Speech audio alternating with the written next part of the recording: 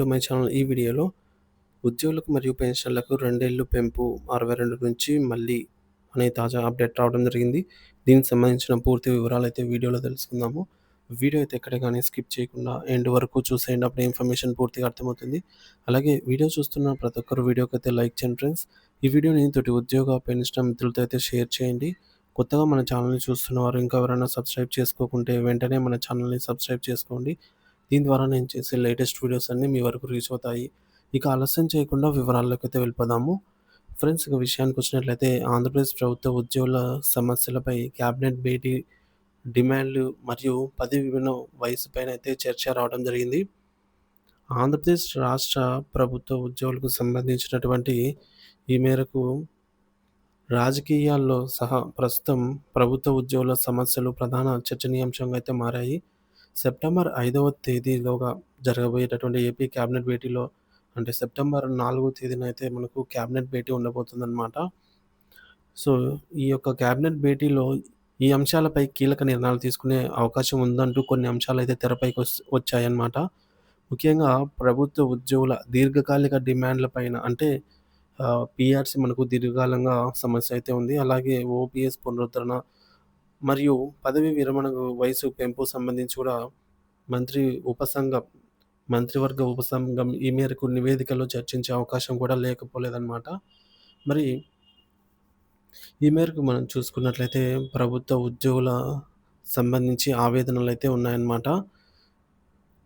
So, కొత్త ప్రభుత్వం ఏర్పడి ఏడాది కావస్తున్నప్పటికీ ఎన్నికల మేనిఫెస్టోలో ప్రకటించినటువంటి అనేక అంశాలు ఇంకా పెండింగ్‌లోనే ఉండటంతో ఉద్యోగులు తీవ్ర అసంతృప్తితో అయితే ఉన్నారు. ఈ నేపథ్యంలో వివిధ ఉద్యోగ సంఘాలు తమ డిమాండ్‌లను నెరవేర్చాలని ప్రభుత్వాన్ని డిమాండ్ చేస్తూ ఉన్నాయి.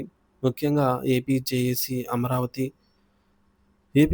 అమరావతి ఇప్పటికే 3 నెలల గడువును ప్రభుత్వానికైతే ఇచ్చింది. ఈ మేరకు ఈలోపు పెండింగ్ సమస్యలను క్లియర్ చేయాలని, లేదంటే తదుపరి కార్యాచరణ అయితే ఉండబోతుందని చెప్పి కూడా తీవ్రంగా అయితే డిమాండ్ చేసింది. ఆంధ్రప్రదేశ్ ప్రభుత్వ ఉద్యోగుల పదవీ విరమణ వయసుపై మరోసారి తీవ్ర చర్చ అయితే జరుగుతోంది. గత ప్రభుత్వం పదవీ విరమణ వయసును 60 నుంచి 62 సంవత్సరాలకు పెంచగా, ప్రస్తుతం సంకీర్ణ ప్రభుత్వం ఈ సమయాన్ని సమీక్షించేందుకు సిద్ధమవుతోంది.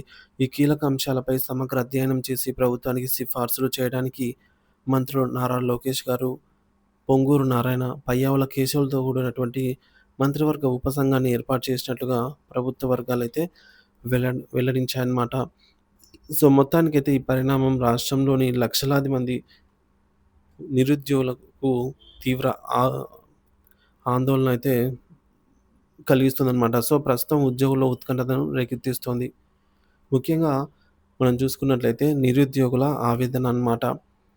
ప్రభుత్వం మారగానే ఉద్యోగాల జాతర మొదలవుతుందని ఏళ్ల తరబడి ఎదురుచూస్తున్న నోటిఫికేషన్లు వెలువడతాయని ఆశించినటువంటి నిరుద్యోగులకు ఈ పరిణామం నిరాశను మిగిల్చింది. ఇప్పటికే నోటిఫికేషన్లు లేక మా వయసు దాటిపోతోంది, ఏజ్ బార్ అయ్యేలోగా ఉన్నాము. మరి ఈలోపు ఇప్పుడైనా రిటైర్మెంట్ వయసును పెంచితే కొత్త పోస్టులు ఎలా భరిస్తారు?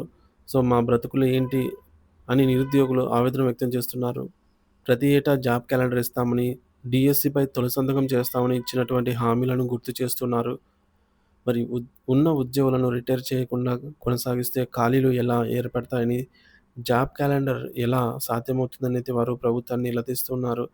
సీనియర్ ఉద్యోగులను పదవీ విరమణ చేయించి వారికి రావాల్సిన ప్రయోజనాలు చెల్లిస్తే తక్కువ జీతంతో యువతను నియమించుకోవచ్చని, దీనివల్ల ప్రభుత్వ ఖజానాపై భారం కూడా తగ్గుతుందనేది వారు సూచిస్తూ ఉన్నారు.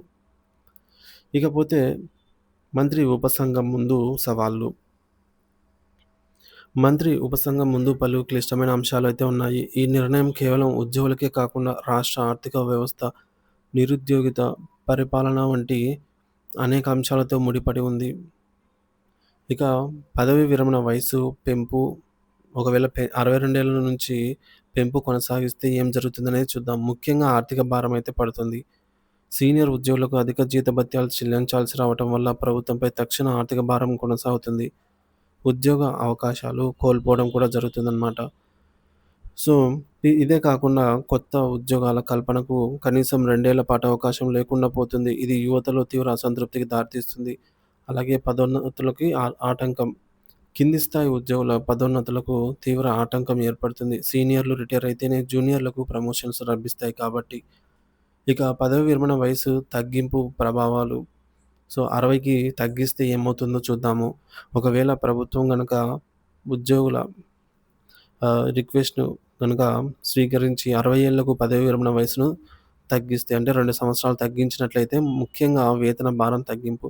కొత్తగా నియమితులయ్యే వారికి తక్కువ జీతాలుంటాయి కాబట్టి జీతాల భారం అయితే తగ్గుతుంది.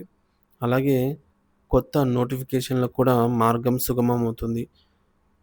కొత్త నోటిఫికేషన్‌లకు కూడా ప్రభుత్వం ఈ మేరకు హామీ ఇచ్చిన హామీ మేరకు ఈ యొక్క కొత్త నోటిఫికేషన్స్ కూడా వస్తూ ఉంటాయి. జాబ్ క్యాలెండర్ కూడా ఏర్పడే అవకాశం ఉంది. ఇకపోతే పదోన్నతులు. ఉద్యోగ వ్యవస్థలో స్తబ్దత తొలగించి కింది స్థాయి ఉద్యోగులకు పదోన్నతులు లభించే అవకాశం మెరుగవుతుంది. తర్వాత తక్షణ ఆర్థిక భారం అన్నమాట. ఉద్యోగులకు అయితే రిటైర్ అయ్యే వారికి ఒక్కసారిగా పదవి విరమణ ప్రయోజనాలు సుమారుగా 25,00,000 నుంచి 30,00,000 వరకు చెల్లించాల్సి రావడం ఖజానాపై ఒక్కసారిగా భారం మోపుతుంది. సో, ఇప్పటికే బకాయిల చెల్లింపులో జాప్యం జరుగుతున్న నేపథ్యంలో ఇది ప్రభుత్వానికి పెద్ద సవాలుగా నిలిచే అవకాశం ఉంది. కానీ ఎప్పటికైనా వీటిని తక్షణమే చెల్లించాల్సిన అవసరం ఉంది కాబట్టి ఈ యొక్క రిటైర్మెంట్ అనేది త్వరగా ఇవ్వటం వల్ల ఇదొక్కటి భారమవుతుంది. మిగతావన్నీ గూడా ప్రభుత్వానికి సానుకూల పరిణామాలుగా మారే అవకాశం ఉంది. ఇక ఉద్యోగుల వైఖరి. పదవీ విరమణకు దగ్గరలో ఉన్న ఉద్యోగులు వయసు పెంపును స్వాగతించే అవకాశం ఉండగా, మధ్యస్థాయి, కింది స్థాయి ఉద్యోగులు మాత్రం యథాస్థితి లేదా 60 ఏళ్లనే పదవీ విరమణ వయసుగా పెట్టాలని కోరుకుంటున్నారు. సీనియర్‌లు రిటైర్ అవుతూనే తమకు ప్రమోషన్‌లొస్తాయని, క్యాడర్‌లో ముందుకెళ్ళే అవకాశం ఉంటుందని వారు భావిస్తూ ఉన్నారు. మరి ప్రభుత్వం ముందున్న సవాళ్ళేంటంటే, ప్రస్తుతం ప్రభుత్వం కత్తి మీద సాము చేస్తోంది. ఒకవైపు నిరుద్యోగులకు ఇచ్చిన హామీని నిలబెట్టుకోవాలి. మరోవైపు రాష్ట్ర ఆర్థిక పరిస్థితిని, ప్రస్తుత ఉద్యోగుల ప్రయోజనాలకు సమన్వయం చేసుకోవాలి. మంత్రివర్గ ఉపసంఘం ఈ అన్ని కోణాలను లోతుగా అధ్యయనం చేసి సమగ్రమైన నివేదికను ప్రభుత్వానికి అందించాల్సయితే ఉంటుంది.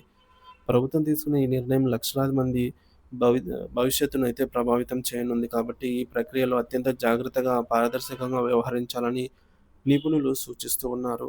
ప్రభుత్వం నిరుద్యోగులకు న్యాయం చేస్తుందా? లేక ప్రస్తుత ఉద్యోగులకే పెద్దపీట వేస్తుందా? అనేదైతే వేచి చూడాల్సిన అంశము. చూసారు కదా ఫ్రెండ్స్. ఒకవేళ పదవి విరమణ వయసును పెంచితే ఏమవుతుంది? పెంచితే మాత్రం ఒక్కరు గూడా ఉద్యోగులైతే ఒప్పుకోవడం లేదు. అధిక స్థాయి మంది అంటే ఎక్కువ మంది ఒప్పుకోవడం లేదనమాట. 62 ఏళ్ళైనా కొనసాగించండి, లేదంటే 60కైనా తగ్గించండి అని కోరుతున్నారు. దీనివల్ల వచ్చే లాభ నష్టాలైతే ఇప్పుడు మనం చూసాము. దీనిపై మీ అభిప్రాయాన్ని కామెంట్ ద్వారా తెలియజేయండి. Thank you for watching this video.